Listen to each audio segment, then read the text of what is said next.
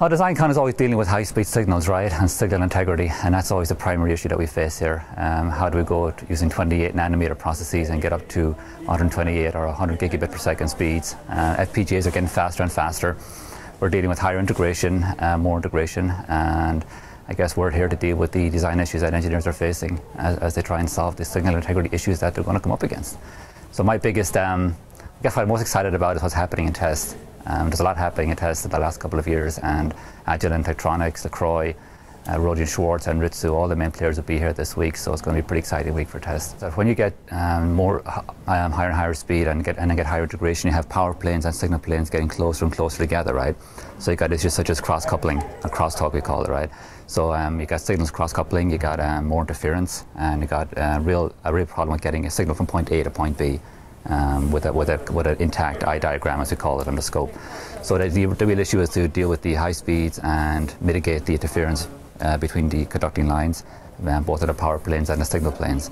So when it comes to test, we're going to have a session actually in about 5 minutes dealing with signal integrity and jitter, noise in a signal line. Now Steve Ransom is going to be leading that panel and moderating that panel, and that's going to be including Tektronix. Chris Loberg will be on that panel. So those are the issues that we're facing. There's also teardowns at the conference this week. I'm personally excited about teardowns because it's a chance to go inside and see what's in there and actually figure out why people made those design choices, right? Not just components, what they chose, but why they chose them and what were the design issues they faced when putting it together and making it work. Well, tomorrow we're going to tear apart a VTab 1008. It's the Visio design, and also a G tablet, as well as a router, the E3200 router from Linksys. I chose those three devices because at CES it's all about integration and connecting devices and making them all work together.